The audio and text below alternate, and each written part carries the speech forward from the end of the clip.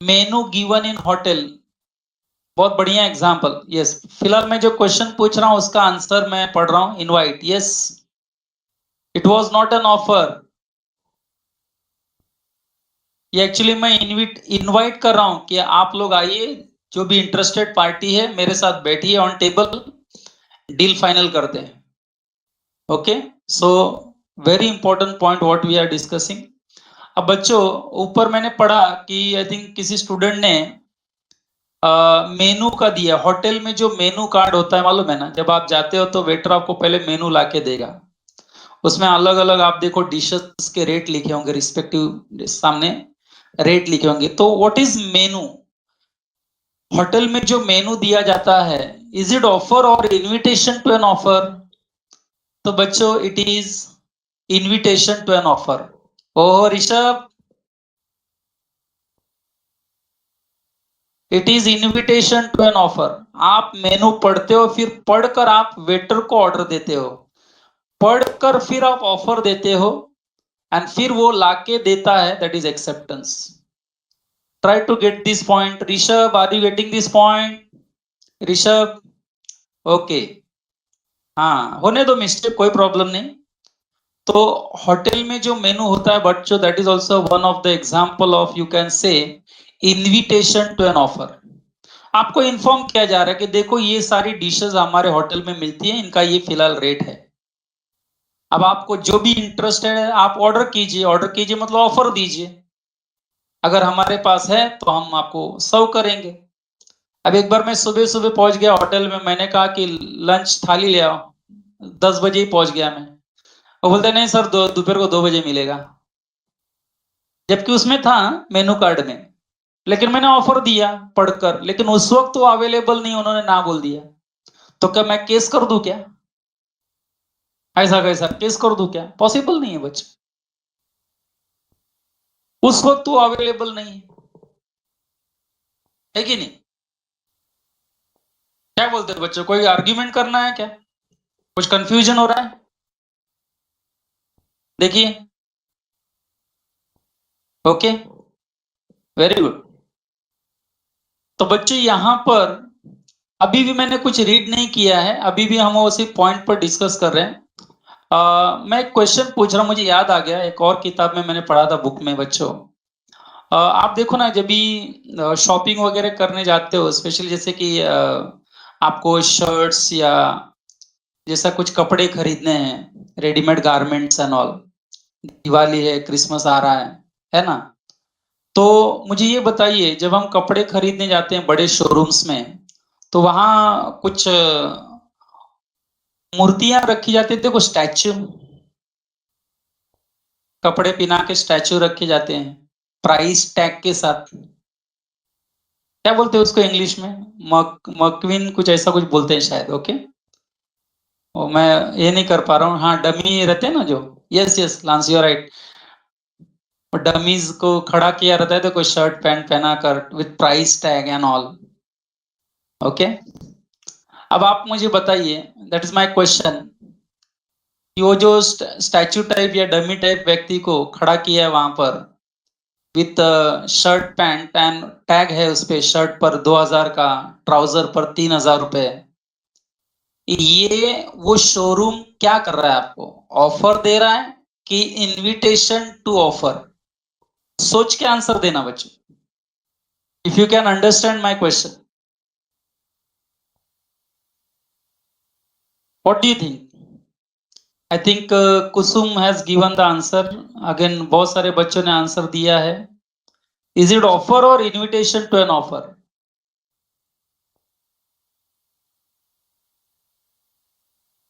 Invitation to offer, yes, because that is the way of advertising, Lance, you're right। सही है बच्चों, सभी का आंसर पढ़कर अच्छा लगा। This is example of invitation to an offer. अब जिस डमी स्टैचू ने वो पहना हुआ है शर्ट पैंट, मुझे वो पसंद आ गया एंड मैंने कहा कि मुझे ये दे दो, मुझे यही शर्ट एंड ट्राउजर चाहिए, तो ये मेरा ऑफर हो गया। Try to get my point, ये मेरा ऑफर हो गया, ऑफर टू बाय। एंड मेरा ये ऑफर बच्चों वो डिपार्टमेंटल स्टोर या जो भी है, दे में एक्सेप्ट ऑल्सो, दे में रिजेक्ट ऑल्सो। इसलिए कि वो बोलेंगे नहीं ये हमने सिर्फ एडवर्टाइजमेंट पर्पस के लिए रखा है, so we are very sorry, this is actually not for sale, they may reject my offer. And हो सकता है वो निकाल कर वापस मुझे पैक बिक करके दे भी दे, पॉसिबिलिटी दोनों है। तो बच्चे याद रखना। रितेश क्या डाउट है? बिकॉज उसके सामने पीस अवेलेबल नहीं हुए तो हम केस नहीं कर सकते। You are right. Yes, I think मैं जो बोलना चाह रहा हूं, I think everyone is getting the point. Okay, ऐसे कॉन्सेप्ट क्लियर रहेगा ना बच्चों, तो मैं बोलता हूं आपको कैसे भी घुमा फिरा के क्वेश्चन पूछेंगे ना तो आपको आंसर जरूर आ जाएगा उसका। हाँ, कॉन्सेप्ट ही क्लियर नहीं तो फिर वो टेंशन हो जाएगा बहुत, है कि नहीं? एनीवे, मुझे लग रहा है कि मैं जो बोलना चाहता था वो आई थिंक क्लियर है अभी। So let us read because we have some case study also here, case law also. So what is the point number 8 जो बोल्ड लेटर में लिखा है बच्चों, पहले उस पर ध्यान दो। Offer is different from, offer is different from मियर statement of intention. बच्चों मेरी इंटेंशन क्या है, that is not my offer. मैं मेरी अगर इंटेंशंस बताता हूं आपको तो इसका मतलब मैं आपको ऑफर नहीं दे रहा हूं। सोच रहा हूं दिसंबर में शादी कर लूं, this is my intention to marry, this is not offer. Try to understand. So offer is different from mere statement of intention. It is different from invitation to offer. It is different from mere communication of information, casual equity, a prospectus, and advertisement. Okay बच्चे, ये casual equity जो है, this is also one type of term associated with company. Okay, company के point of view से ये एक term associated है जहां पर कंपनी कुछ अपने स्टेटमेंट्स इशू करती है ना, to their shareholders, to their employees. That doesn't mean कि they are giving offer, that doesn't mean they are giving offer. Okay, so that is what the main point you have understood. चलो first point क्या लिखा है देखो बच्चों, with example we read that. An invitation to make an offer or to do business. In case of invitation to make an offer, the person making invitation does not make an offer, rather than invites other party to make an offer. That is what I have used the word कि invitation to offer क्या है? It is offer to make offer. His objective is to send out the invitation that he is willing to deal with any person who, on the basis of such invitation, is ready to enter into contract with him, subject to final terms and conditions. बच्चों last line पे ध्यान दो, subject to final terms and conditions. Okay, अब बच्चों मैं आपको एक case study बताता हूं before we read the other part. Okay, ध्यान से एकदम स्टोरी जैसा सुनना आप लोग and try to give your opinion on this case study. okay बच्चों फॉर एग्जांपल समझ लीजिए मैं ऑक्शनियर हूं, agent, one who is selling the goods for commission by conducting an auctions. Okay, या बाय ऑर्गेनाइजिंग ऑक्शंस। ऑक्शंस मतलब वो नीलामी में गुड्स बेचना, you know that term. Okay, तो मैं एक बहुत ही फेमस एजेंट हूं, ऑक्शनियर हूं, जो बड़े बड़े बिजनेसमैन का सामान बेचने में मदद करता हूं। For that I get commission. Okay, तो एक बार फॉर एग्जांपल एक बिजनेसमैन आया, मुझे कहा कि गिरीश मुझे मेरे पास जो सामान है, गुड्स है, उसको मैं सेल करना चाहता हूं बाय ऑक्शन। लोग ऑक्शन में इसलिए सेल करते हैं ऑक्शन के थ्रू कि वहां पर बार्गेनिंग ज्यादा होती है एंड हो सकता है वहां पर द सेलर में फेच हायर प्राइस। क्यों? तो खरीदने वाले ज्यादा लोग रहते हैं, तो ये इंटेंशन रहता है। तो बहुत लोग अपना गुड्स जो है वो ऑक्शन के जरिए बेचते हैं। बट ऑक्शन कंडक्ट करने के लिए दे अपॉइंट ऑक्शनियर। ओके, तो अब ऑक्शनियर ने सारा गुड्स का क्या क्या बेचना है, कहां बेचना है, सब डिसाइड कर लिया। अब ऑक्शनियर ने क्या किया, न्यूज़पेपर में एडवर्टाइजमेंट दे दिया कि पर्टिकुलर डेट को we are going to conduct auction. Auction में ये सब सामान हम बेचने वाले हैं। ऑक्शन का वेन्यू बता दिया, प्लेस कहां ऑक्शन होने वाला है, उसकी टाइमिंग्स बता दी, बाकी के टर्म्स एंड कंडीशन जो भी हैं ऑक्शन के, वो सब उसने एडवर्टाइजमेंट न्यूज़पेपर में देकर सबको इन्फॉर्म कर दिया। अब बच्चों ये न्यूज़पेपर आउट ऑफ स्टेट भी सर्कुलेट होता है। तो मान लो ये auction is going to be held in the state of Maharashtra, Mumbai. Okay, अब न्यूज़पेपर हैदराबाद में भी एक ने रीड किया, एक बिजनेसमैन ने हैदराबाद में वो न्यूज़पेपर रीड किया, एंड हैदराबाद में उसने सोचा कि I will go to Mumbai to attend this auction. Okay, particular date से पहले मैं पहुंच जाऊंगा वहां पर, एंड मैं I will also take part in the auction, even I am interested in purchasing those goods. तो बच्चों हुआ क्या, हैदराबाद से वो बिजनेसमैन ऑक्शन के एक दिन पहले हैदराबाद से आया मुंबई बाय प्लेन, खर्चा करके फ्लाइट से आया। ओके, एंड फिर वो मुंबई में जो वेन्यू है उस वेन्यू पे जाके पहुंच गया जहां पर ये ऑक्शन होना है। बट जब वो वेन्यू पर पहुंचा तो ही वॉज सरप्राइज्ड, उसको ये पता चल गया उस वक्त कि ये जो ऑक्शन आज होना था पर्टिकुलर डेट को, that has been cancelled, that has been cancelled by auctioneer.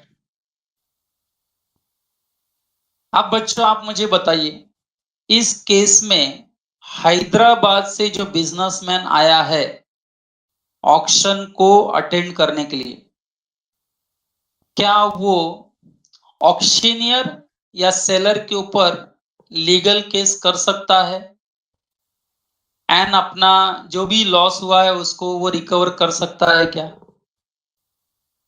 सभी लोग रिस्पांस दो अगर केस समझ में आ गया है तो। With reason, with reason. हाँ अगर तो रीजन बताओ, नो तो रीजन बताओ। क्या रीजन है? हैदराबाद का बिजनेसमैन केस कर सकता है, उसका नुकसान हुआ ना बेचारे, टाइम इतना गया, पैसा गया, यानी यहाँ आने का पता चला कि ऑक्शन कैंसल है, ये क्या बात हुई, भड़क जाएगा। तो क्या वो ऑक्शनियर के ऊपर केस कर सकता है लीगली? तो बच्चों आप जितने बच्चों ने फिलहाल रिस्पांस दिया है सभी का आंसर करेक्ट है। इसलिए करेक्ट है क्योंकि ऑक्शनियर ने ऑफर नहीं दिया था जिसे एक्सेप्ट करके बिजनेसमैन हैदराबाद से आया है। न्यूज़पेपर में ऑक्शन के बारे में जानकारी दी गई थी। न्यूज़पेपर में ऑक्शन के बारे में जानकारी देना ऑफर नहीं है, it was invitation to an offer, कि ये जो भी पढ़ेगा information, if it that person is interested may come to the auction place.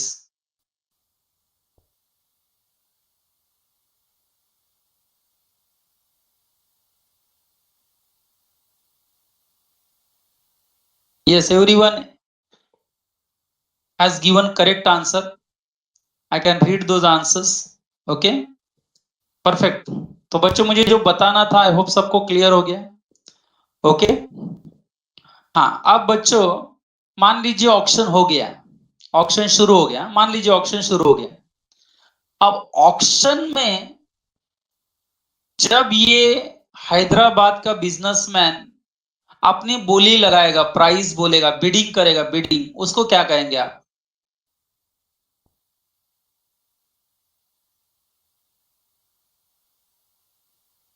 जब ये बिजनेसमैन अपना प्राइस का बोली लगाएगा, मालूम है ना, 10 लाख मेरे तरफ से ऐसा, तो बच्चे यू आर परफेक्टली राइट। फिर ये ऑफर है एंड ये ऑफर कैसे एक्सेप्ट होगा? इम्प्लाइड ऑफर याद करो, tacit offer, tacit contract, hammer, on the table. कुछ याद आया बच्चों? ऑफर एक्सेप्ट हो गया। इम्प्लाइड, इम्प्लाइड का एग्जाम्पल मैं सिर्फ हैमर बोल रहा हूं, बहुत बच्चे समझ गए। Fall of hammer on the table by an auctioneer, that indicates the offer has been accepted. उसको हम क्या कहते हैं? Implied acceptance. सामने वाले के कंडक्ट ने बता दिया कि offer has been accepted. Is that okay? बच्चों देखो सब रिलेट हो रही हैं, देखो बातें, पुरानी पढ़ी हुई बातें भी थोड़ी थोड़ी रिलेट हो रही हैं, है ना? वो पढ़ा हुआ चीज मैंने यहाँ कैसे यूज किया देखो, आपको वापस याद दिलाया, मैंने रिवाइज कराया। तो ऐसे आपको एक बार लॉ क्लियर हो गया ना, तो पूरा सारा लॉ एक साथ आपको ऐसा अटैच करना पड़ेगा जगह जगह पे। ओके? एंड आपको अपना एक पर्टिकुलर जजमेंटल आंसर बताना पड़ेगा। जैसे कि जज ने अपना सब सुन के अपना कैसा एक आंसर बताता है, वैसा आपको भी करना पड़ेगा। बच्चों ये सब्जेक्ट ऐसा है ना कि बहुत बोरिंग भी है, बहुत इंटरेस्टिंग भी है। नहीं समझे तो सबसे बोरिंग सब्जेक्ट है ये, एंड अगर समझ में शुरू हो गया तो जग जीत लिया आपने। फिर आपको सीए एंड सीएस बनने से कोई नहीं रोक सकता, क्योंकि बच्चों आगे यही सब सब्जेक्ट्स हैं, लॉ ही तो है ज्यादातर। कोई जो पढ़ रहा है ऑलरेडी अगले इसमें, तो आप उनसे पूछ लो, आइडिया दे देगा आपको, खुद ही बता देगा कि लॉ कितना इंपॉर्टेंट है, लॉ की लैंग्वेज कितनी इंपॉर्टेंट है। ओके, एनीवे बच्चों मैं उसमें अभी ज्यादा टाइम वेस्ट नहीं कर रहा हूं। तो बच्चों क्या लिखा है देखो वहां पर, an invitation to make an offer. Okay, तो already we have read that. An example आप देखेंगे तो एग्जांपल में क्या लिखा है देखो, an advertisement for sale of goods, an advertisement, that is advertisement in newspaper for sale of goods by auction is invitation to the offer. जो हैदराबाद वाला एग्जांपल लिया बच्चों वो यही था। It it merely invites offers, ये ऑफर करने के लिए इनविटेशन है।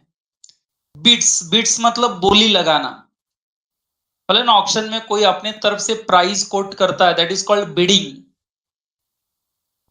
है ना? वो हैदराबाद के बिजनेसमैन ने भी अपनी बिडिंग की 10 लाख रुपया बोलकर, तो उसने बिड किया।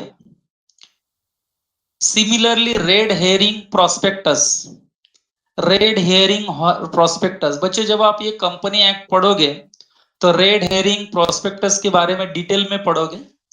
अभी तो सिर्फ मैं यही कहूंगा कि it is statement of information given by the company at the time of issue of new shares. Okay, अब आप बोलेंगे रेड हियरिंग प्रोस्पेक्टस क्या है, तो it is a legal word, legal term used for the prospectus. बच्चों कभी कभी क्या होता है कि कभी कभी प्रोस्पेक्टस को काफी काफी बोलते हैं ना उसको, विंडो ड्रेसिंग की जाती है। आप समझ गए मैं क्या कहना चाहता हूं? मतलब ऐसा नहीं कि वो प्रोस्पेक्टस बहुत ही उसका पेज कवर बहुत सुंदर होना, ऐसा नहीं। उसके अंदर के डिटेल्स को कभी कभी मिसलीडिंग इंफॉर्मेशन भी दे देते हो लोग। आपको याद होगा तो we have discuss fraud and misrepresentation. तो मैं ये नहीं कहता हूं कि प्रोस्पेक्टस में उस जो भी बोलते हो फ्रॉड कर रहे हैं, नो, बट वो ऐसी चीजों को बोलते हैं कि थोड़ा मिस रिप्रेजेंटेशन जैसा लगता है। तो रेड हेरिंग प्रोस्पेक्टस ऐसा प्रोस्पेक्टस है जहां पे कंपनी कभी कभी कुछ मिसलीडिंग इंफॉर्मेशंस, थोड़ा डेकोरेटिव लैंग्वेज यूज करने के चक्कर में, ताकि लोग ज्यादा से ज्यादा शेयर्स को सब्सक्राइब करें, तो थोड़ा मिसलीडिंग इंफॉर्मेशन डालने की कोशिश करते हैं। सभी कंपनीज नहीं करते बच्चों, बट मैंने कहा ना, कभी कभी, अभी सभी लोग तो दूध के धुले नहीं है, कभी कभी हो जाता है ना, गलती से mistake. Anyway, red herring prospectus issued by a company is only an invitation to the public to make an offer to subscribe to the securities of the company. I think this is also very clear. A statement of intention and announcement. बच्चों anything, any announcement made is also nothing but it is a statement of information given. Simple भाषा में, आपको अगर कोई announcement किया जाता है तो अनाउंसमेंट को ऑफर मत समझो। अनाउंसमेंट ऑफर नहीं है, it is invitation to an offer. आप अनाउंसमेंट को सुनो and if you are interested, make an offer. Is that clear with everyone? Are you getting the student? Yes, no में answer दो जरा, रिस्पॉन्स दो. Yes no में answer दो जरा. यस.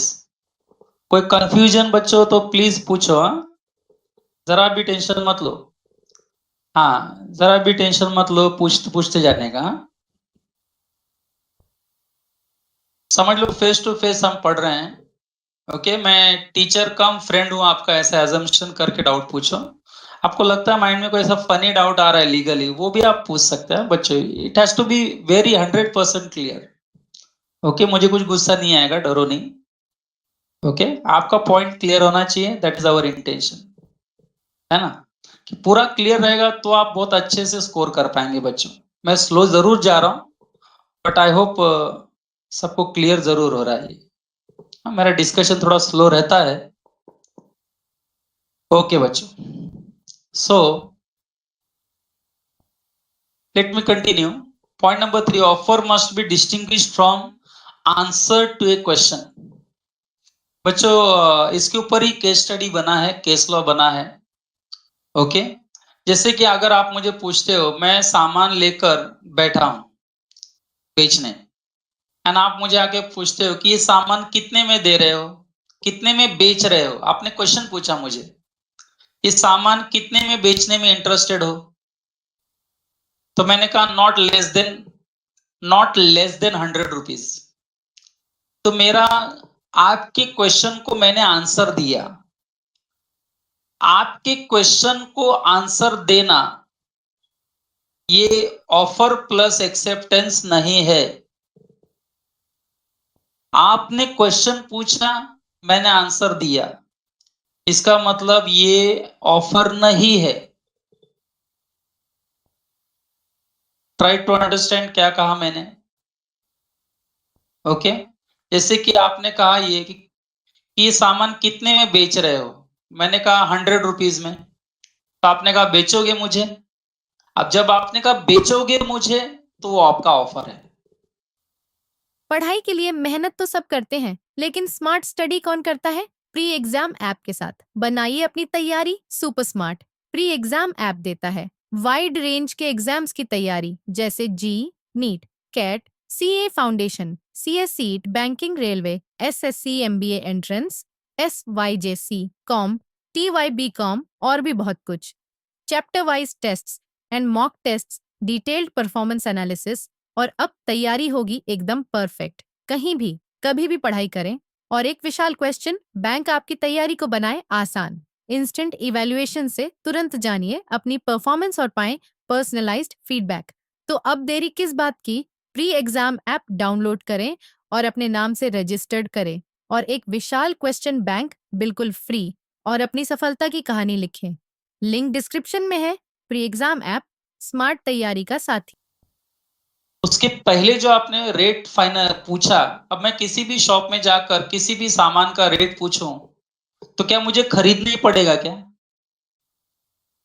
वो बोलेगा नहीं, अभी आपको खरीदना ही पड़ेगा, काय को रेट पूछा करके. ऐसा होता है क्या बच्चों कभी? नहीं. तो वही लॉ कहना चाहता है कि ऑफर का मतलब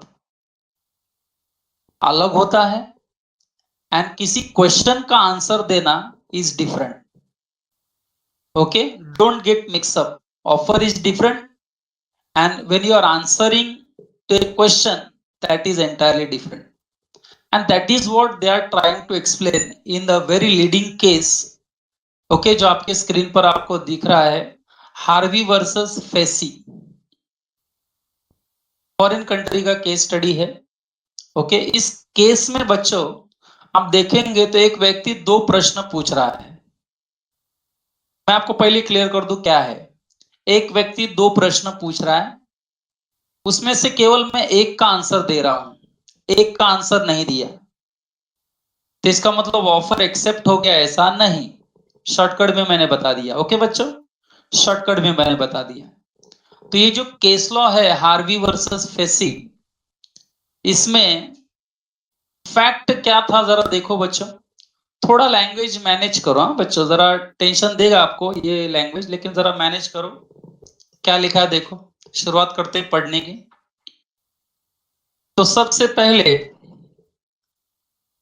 बच्चों यहां पर इन दिस केस, मैं थोड़ा स्लो रखता हूं डिस्कशन को। Every student has to give response after discussion of this question, okay, after discussion of this question और case study. In this case the Privy Council, okay, succinctly, शब्द देखो ना कैसे यूज करते हो लोग, बच्चे टेंशन में आ जाते हैं, कहां के शब्द लाए ये सब। प्रीवी काउंसिल सक्सेंटली, अब बच्चों प्रीवी काउंसिल मतलब अभी एट दिस लेवल आपको समझाने के लिए ज्यादा डिटेल में नहीं जाता हूं, इज नथिंग बट कोर्ट, जहां जज होता है ना, जजमेंट देते हैं, court, yes court, that's all, simple. यानी ये केस कोर्ट में गया है, कोर्ट अपना एक्सप्लेनेशन दे रहा है, बरोबर है। क्या था देखो, succinctly explain the distinction between an offer and invitation to an offer। ये कोर्ट एक्सप्लेन कर रहा है कि what is difference between offer and invitation to an offer. In the given case the plaintiff, बच्चों केस दो लोगों के बीच में होता है, प्लेंटिफ एंड डिफेंडेंट्स। शायद मैंने पहले भी बोला था, नहीं बोला तो अभी सुन लो। मैंने राहुल सर पर केस किया, तो केस करने वाले को प्लेंटिफ कहते हैं, एंड जिसके ऊपर केस किया गया वो डिफेंड करेगा केस को, तो डिफेंडेंट हो जाएगा। क्या बोला मैंने बच्चों, समझा? जैसे ऑफरर एंड ऑफरी, वैसे कोर्ट में जब केस लग जाएगी तो नॉर्मली केस करने वाले को हम कहते हैं प्लेंटिफ, एंड जिसके ऊपर केस किया जा रहा है उसको हम कहते हैं डिफेंडेंट्स। अब आप ऊपर का केस पढ़ो जरा, क्या लिखा है केस में, पढ़ो क्या लिखा है, हार्वी वर्सेस फेसी। तो बच्चों मैं आपके नॉलेज के लिए बता दूं, नॉलेज के लिए बता दूं, वैसे आप आगे समझ ही जाएंगे। जिसका नाम पहले रहता है हार्वी, वो केस करने वाला व्यक्ति है, और दूसरा नाम जो है फेसी, वो डिफेंडेंट है, जिसके ऊपर केस किया जा रहा है। ओके, तो ये आपके मतलब जनरल नॉलेज के लिए समझना बहुत जरूरी है। ओके बच्चों, are you getting this point? Disha कुछ डाउट है क्या? हितेन डाउट है कुछ? आपने कुछ नो लिखा है? Before reading that case study, I'm just trying to explain those two words. Disha, any doubt? No, sir, no doubt. Okay. Hiten? शायद मैं लास्ट में पढ़ रहा हूं इसके लिए. Okay. Okay. So let us continue. I hope you got these 2 points. Okay. अब शायद आपको ये रीडिंग क्लियर हो जाएगा. देखो बच्चों, in this case, Privy Council यानी court succinctly explained the distinction between an offer and invitation to offer.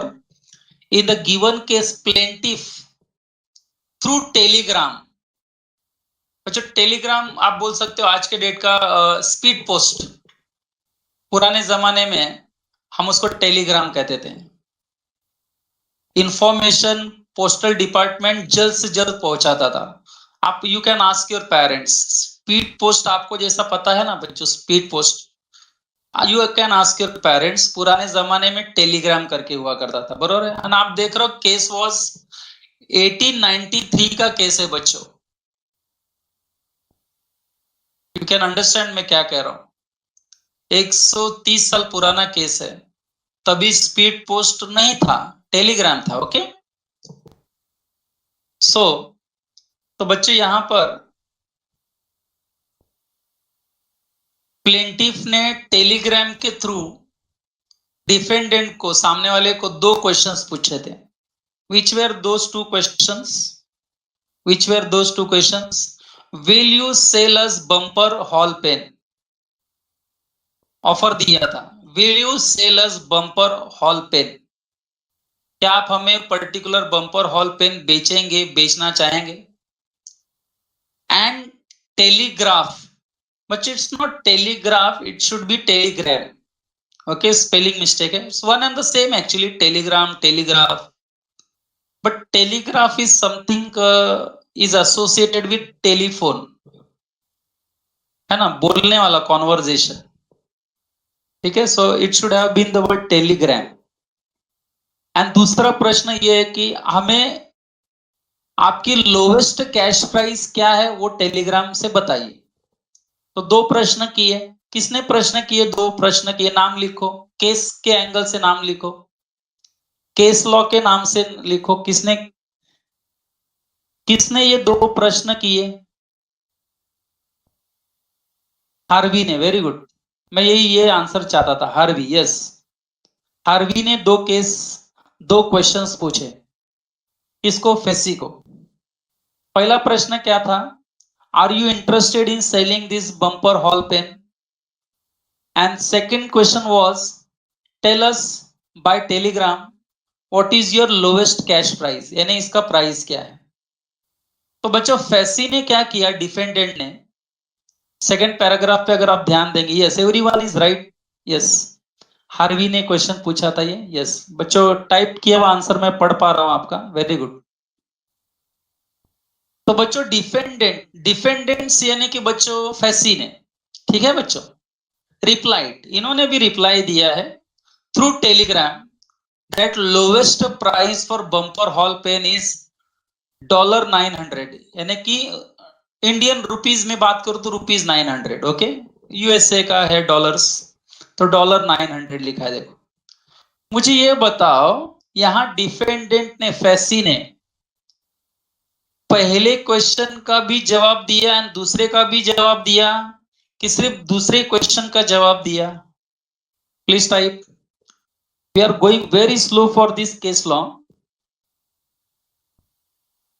Only second बच्चों, that is Rishabh. You are perfectly right. Very quick in giving the answer. Very good. Only second. Yes, only second. यानी कि इसका मतलब बच्चों Facey ने, yes only second one. Abhishankar only second. Okay, so yes, I think many students are typing. Yes, very good.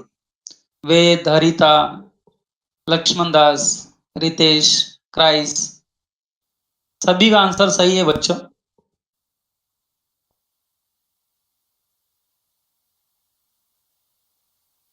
कोई और doubt? देखो नहीं ना, ठीक है.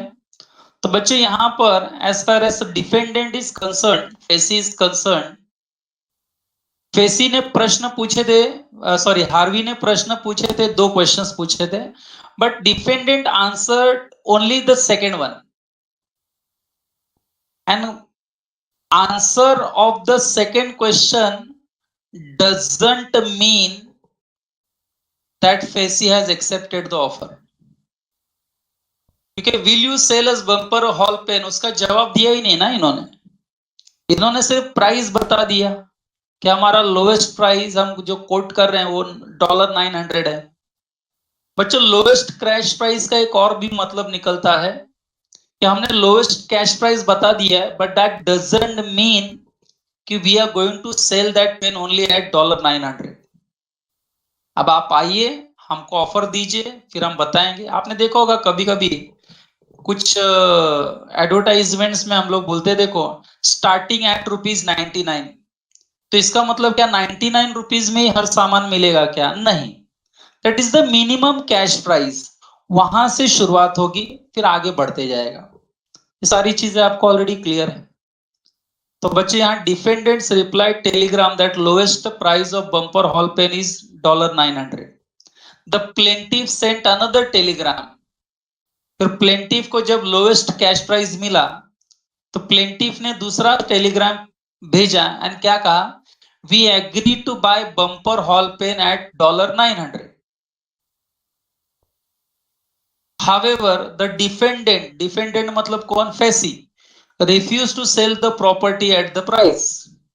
लेकिन डिफेंडेंट ने वो सेकेंड टेलीग्राम में जो आया था कि हम आपका बम्पर हॉल पेन खरीदने को तैयार है एट $900, उसको रिजेक्ट कर दिया, रिफ्यूज टू सेल. तो बच्चों हार्वी ने केस कर दिया, तो आपको क्या लगता है हार्वी अगर केस करेगा तो जीतेगा क्या केस? केस जीतेगा, डिफेंडेंट केस जीतेगा कि प्लेंटिफ जीतेगा? बच्चों हार्वी कभी केस नहीं जीत सकता, क्योंकि फेसी ने सिर्फ इनके दूसरे क्वेश्चन का जवाब दिया था, पहले का नहीं।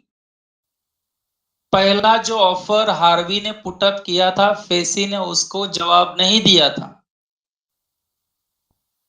तो फिर दूसरा जवाब क्यों दिया? It is just an information. आप मुझसे रेट पूछ रहे, मैंने रेट बता दिया आपको। रेट बताना कोई एक्सेप्टेंस नहीं होता बच्चों। जस्ट बिकॉज आपने मुझसे रेट पूछा, मैंने रेट बताया, ये कोई एक्सेप्टेंस नहीं है। Are you getting this student? So तो बच्चों बोलने का मतलब ये है कि डिफेंडेंट रिप्लाइड थ्रू टेलीग्राम, वो सब हमने रीड कर लिया। एंड फाइनली बच्चों ये सेकेंड लास्ट पैराग्राफ पे अगर आप देखेंगे तो क्या लिखा है, द प्लेंटिव्स सूड। और बाय सूड केस कर दिया, हार्वी ने केस कर दिया किसके ऊपर? फेसी के ऊपर। Plaintiff sued the defendants contending that they had made an offer to sell the property at $900 and therefore they are bound by the offer. लेकिन बच्चों हमारे ये जो कोर्ट जहां पर केस चल रहा है, प्रिवी काउंसिल, इनका क्या कहना था आपको लास्ट पैराग्राफ में पढ़ना है। हावेवर वर्ड से शुरू हो रहा है, देखो हावेवर। ओके, क्या लिखा है देखो, first paragraph however. The Privy Council did not agree with the plaintiffs. किससे एग्री नहीं किया कोर्ट ने? हार्वी से। On the ground that while plaintiff had asked 2 questions, the defendant replied only to the second question by quoting the price, but did not answer the first question, but reserved their answers with regard to willingness to sell. Thus they made no offer at all. Their lordships held, what in by their lordships? Court में जो जज लोग बैठे हैं ना बच्चों, आपने देखा होगा ब्रिटिश के जमाने का जो जज वगैरह रहता था, ऐसे थे लंबे लंबे ऐसे सफेद सफेद ऐसा कुछ तो भी उन्होंने पहना रहता है, देखो क्या बोलते हैं उसको, जजेस है कि नहीं? हम बोलते हैं ना my lord, your honour, your honour बोलते हैं ना हम लोग, लॉर्डशिप्स। जैसे वो जजमेंट देते हैं, राइट रॉन्ग बताते हैं। पुराने जमाने में ऐसा बोला जाता था कि they are nothing but the representatives of God, है ना। आज हम कैसे डॉक्टर्स नर्स को गॉड बोलते हैं ना, तो वैसे they are next to God, as if God is giving judgement. That is why they use the word, they use to use the word lordship, your honour.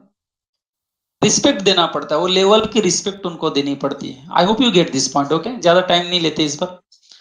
Their lordships held that the mere statement of lowest price at which the vendor मतलब seller would sell contained no implied contract to sell to the person who had inquired about the price. बच्चों मैं सभी बच्चों से पूछना चाहूंगा, okay, क्या ये पूरा case study Harvey and facie का, जैसा मैं नेक्स्ट लेक्चर पूछूं तो आप मुझे एक्सप्लेन करने के स्थिति में होने चाहिए, क्या आपको इसमें पूरी आइडिया क्लियर हुई क्या बोलना चाहता है? पहली बात तो 2 चीजें क्लियर हुई, इंफॉर्मेशन देना is not an offer, okay, and दूसरी किसी क्वेश्चन को आंसर करना ये भी ऑफर नहीं है। ये 2 लीडिंग एंगल उनको बताना है एक केस स्टडी से। एंड आई होप सभी लोग जरा रिस्पॉन्स दो यस नो में। क्या ये पूरा case study Harvey and facie का क्लियर हुआ? Yes everyone? कहीं पर जरा भी कंफ्यूजन डाउट आपको लगता हो तो बच्चों आप उसको क्लियर कर दीजिए। ओके, वेरी गुड, सभी लोग रिस्पॉन्स दे रहे हैं, गुड, यस, वेरी गुड। तो बच्चों अभी जैसे कि हम लोग डिस्कशन कर रहे थे हार्वी एंड फेस्टी का केस, तो बच्चों कुछ ऐसा ही मिलता जुलता एक और आपके सामने देखो, decision, the about decision. What do you mean by about decision? The Harvey and Facey का जो केस है उसको वापस एक बार इस्तेमाल किया गया in another case, that is McPherson and Apanna. बरोबर है? यहाँ मैकफेरसन कौन होगा? प्लेंटिफ होगा, एंड अपन्ना कौन होगा? ये डिफेंडेंट होगा। तो वही ऊपर का ही डिसीजन ये केस स्टडी में भी यूज किया गया बच्चों। ओके, वो उनको ये कहना है। यस, क्या था जरा देखो, where the owner of the property had said that he would not accept less than $6,000 for it. He would not accept less than $6,000 for it. बच्चों, try to understand this English statement.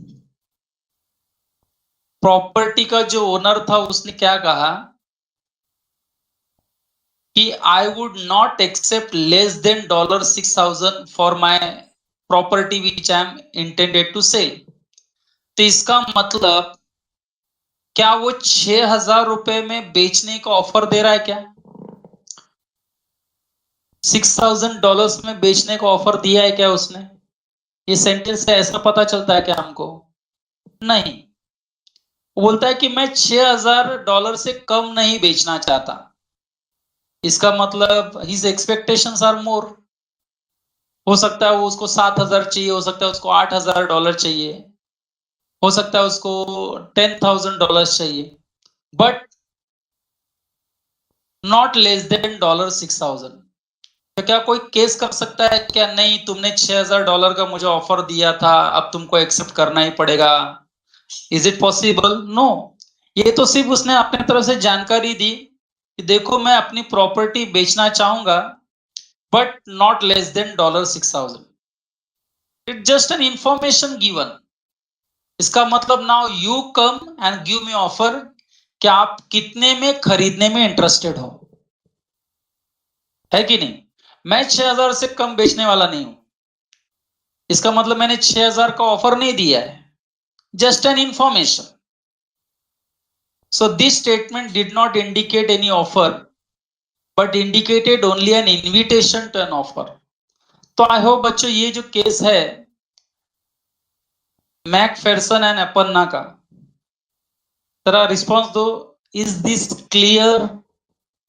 Yes no में जरा कुछ बच्चे type करेंगे। Is this clear?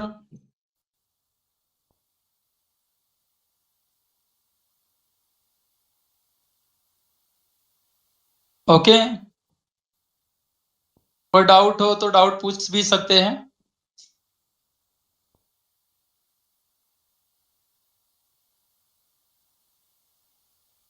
Okay, हाँ बच्चों, today we have discussed auction point also, so we read one more paragraph and then we stop today. Okay, then we stop.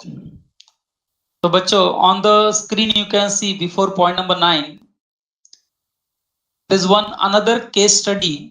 इसका just एक fact उन्होंने दिया हुआ है, हैरिस वर्सेस निकर्सन। एकदम end में लिखा है देखो, something related to auction.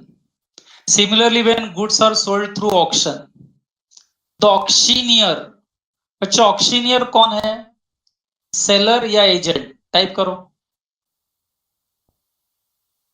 Who is auctioneer?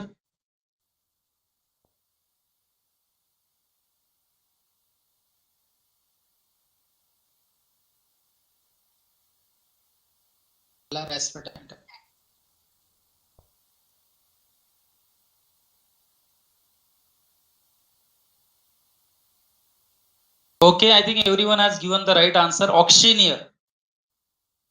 Okay, very good. The auctioneer does not contract with anyone. फिर पढ़ता हूं. Similarly, when goods are sold through auction, the auctioneer does not contract with anyone who attends the sale. जो भी prospective buyer खरीदने के लिए आता है, ऑक्शन अटेंड करने को आता है, क्या उसके साथ इंडिविजुअली कॉन्ट्रैक्ट करता है क्या ऑक्शनियर? नहीं, उसने सिर्फ इनवाइट किया हुआ है बायर्स लोगों, क्या आप आओ, एक जगह जमा हो जाओ, एंड जो सामान हम आपको दिखाएंगे उसका आप ऑफर दो, बिडिंग करो। तो वहां जितने भी लोग आए हैं बोली लगाने के लिए, क्या सबके साथ क्या इंडिविजुअल कॉन्ट्रैक्ट है क्या? नहीं बच्चों। The auction is only an advertisement to sell, but the items are not put for sale, so the person who have come to the auction may have the intention to purchase. Similarly, decision was given in the case of Harris versus Nickerson. बरोबर है बच्चों? जो last line मैंने पढ़ा, try to get that point. The auction is only an advertisement to sell, but the items are not put for sale, though the persons who have come to the auction may have the intention to purchase. Hyderabad वाला case, आप इसको हैदराबाद वाले case के साथ attach कर सकते हैं, है कि नहीं? आप आ गए, चलो ऑक्शन में आ गए, लेकिन जो सामान हमने ऑक्शन में बेचने का आपको जानकारी दी थी, अगर वो सामान हम नहीं भी बेचे तो उसके लिए आप हमारे ऊपर केस नहीं कर सकते। Are you getting that? जैसे माय एग्जांपल वाज कि ऑक्शन ही कैंसिल हो गया, यहां है कि ऑक्शन हो रहा है, बट आप बोल सकते हो जिस सामान को हमने इंफॉर्मेशन में बताया था एडवर्टाइजमेंट में कि we are going to put it on an auction, वो अब हम सामान नहीं भी बेचे, बरोबर है? भले आप इंटेंशन से आए हो परचेस करने के लिए, लेकिन अगर हम वो सामान नहीं भी बेचे आपको, तो भी आप हमारे ऊपर केस नहीं कर सकते, क्योंकि वो ऑफर था ही नहीं जिसको आप एक्सेप्ट करके आ गए। It was just an invitation to an offer. तो कुछ ऐसे ही इन्होंने डिसीजन हैरिस वर्सेस निकरसन के केस में दिया है, उसका उन्होंने फैक्ट आपको दिया नहीं है। देखो बच्चों, हो सकता है आगे कहीं ऑप्शन सेल का एक पैराग्राफ है आने वाला है, हो सकता है वहां पर हमको हैरिस वर्सेस निकरसन का कुछ फैक्ट पता चले। अभी तो उन्होंने सीधा कोर पॉइंट दे दिया है कि उसके अंदर एक्चुअली उनको कहना क्या है। ठीक है बच्चों? तो बाकी के points will be discussing in the next lecture. Okay, so I just give 30 seconds और अ मिनट। कोई डाउट हो तो आप डाउट पूछो, कोई लॉग आउट मत करो, बाहर मत निकलो, there is an announcement to make. Okay बच्चों, अनाउंसमेंट ये है सभी सीए सीए स्टूडेंट्स दोनों के लिए है, सीए एंड सीए स्टूडेंट्स दोनों के लिए अनाउंसमेंट है कि कल एलआर का lecture as per time table, tomorrow you have LR lecture and that will be conducted as per your timetable, and this is for both the students, CE also and CS also. Okay, that was announcement. Okay, and बच्चों आज के discussion का कोई doubt है किसी को? Otherwise I stop my lecture. थोड़ा response दो। Any confusion? यस सैवी, I think sir means companies prospectus issue करके शेयर्स ना बेचे तो पब्लिक केस नहीं कर सकती। You are absolutely right. उन्होंने प्रोस्पेक्टस इशू किया, आपने अप्लाई किया, आपको याद होगा इशू ऑफ शेयर्स में आपका शेयर्स एप्लीकेशन रिजेक्ट भी हो जाता है, कभी शेयर्स अलॉट हो जाते हैं, अलॉट हो गया मतलब आपका ऑफर एक्सेप्ट हो गया, आपका शेयर एप्लीकेशन रिजेक्ट हो गया, तो आप जाकर केस नहीं कर सकते। Savio, are you getting this point? Yes, हाँ, ओके, यस यस, नहीं केस नहीं कर सकते बच्चों। ओके, सक्सेंटली मीन्स मतलब आप बोल सकते हो कि काफी जोर देकर कुछ बोलना, किसी बात को काफी जोर देकर बताना, बरोबर है? जैसा एकदम स्ट्रेस करके बताना कि देखो यही है, हमारा मतलब यही है ना, तुम अपना नया मतलब मत निकालो, हमारे हिसाब से इसका मतलब यही है। Okay Laxman Das, are you getting this? क्योंकि कोर्ट जब बोलता है तो उसमें दो चीजें थोड़ी हमको समझ में आ जाएंगी। कोर्ट जो कहना चाहता है वो वही कहना चाहता है, उसमें से आप अलग एंगल नहीं निकाल सकते। Laxman Das, are you getting this?